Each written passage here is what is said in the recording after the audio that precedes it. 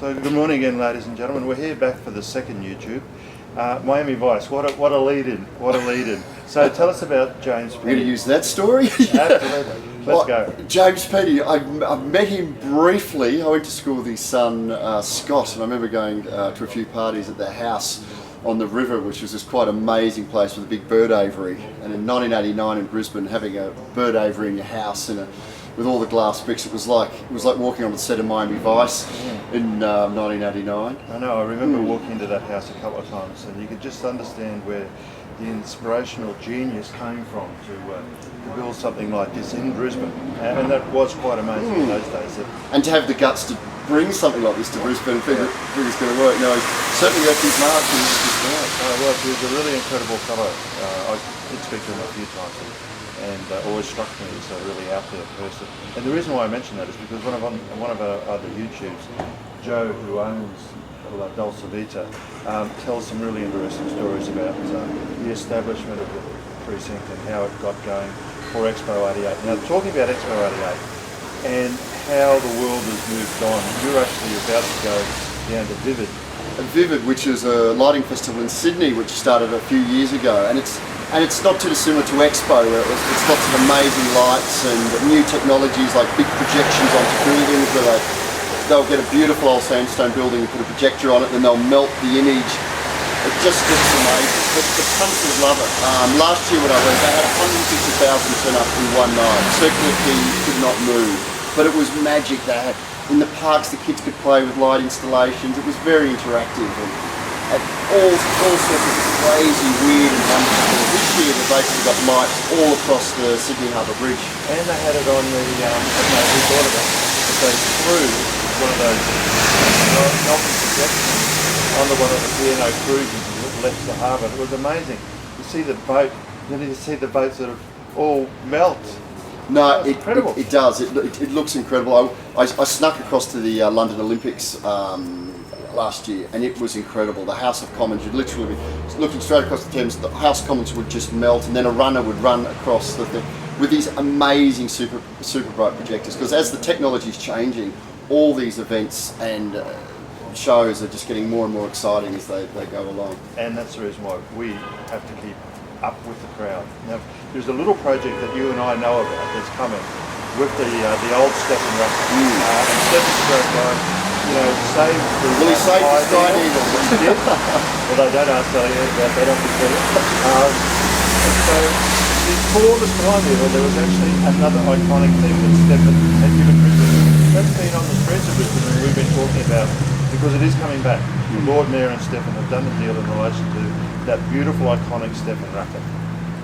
And like I just see the key of making that a really iconic statement for Brisbane. And it's only a short stone down the road. But I mean, we all forget, whole generations now never knew that was the North Peninsula. It'll become a park and it will be forgotten about. So it's wonderful talking points like that. Then people will drive past and kids will ask, why is there a racket there? And parents and grandparents and stuff.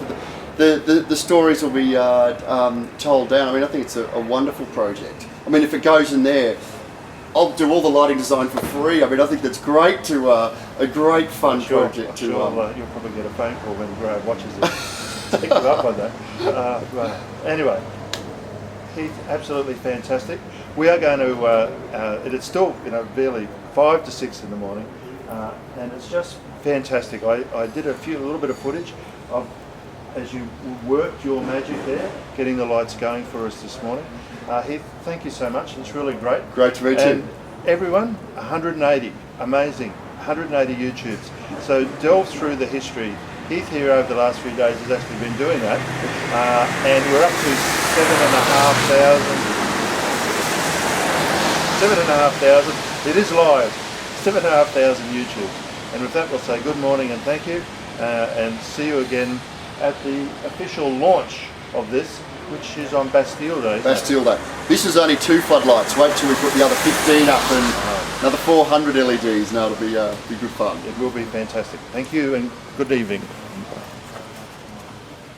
And there was another famous international star, one who was a childhood hero of mine and I understand of you, and that was Tony Curtis. Yes, he was on the cruising boat before it cruised that night, just outside the then Heritage Hotel, now the Stamford, and he was guest of someone, but he went out and asked the captain to go on board, and then I of course, knowing him as a childhood hero, I wanted to meet him. I went up there, kept my distance for a while. He looked very pale, he had a shock of white hair, no longer the original Tony Curtis hairdo, and that we all grew up on, and he looked very sad.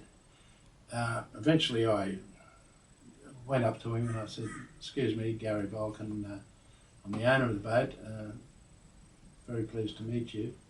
And he was still very quiet and a bit wary of me. And so I thought, I'll tell him that joke, the one about the Tony Curtis hairdo. And I said, "Did you ever hear the one about the Tony Curtis hairdo?" And he just looked at me, and so I started. I said, "Well, this guy walks into the barber shop and said, 'Hey, can I have a Tony Curtis hairdo, please?' Then he went to sleep. And he was an Italian barber, and while he went to sleep, he woke up and he looked in the mirror, and all his hair was trimmed off, a bit like mine, and shaved off. And he said, 'But that's not a Tony Curtis hairdo.' And the barber said, 'You tell me that is not a Tony Curtis hairdo? 3 times I saw the king and I.'" All right, that is very funny. And how did Tony Curtis take that Yeah, story? he only gave a glimmer of a grin and nodded.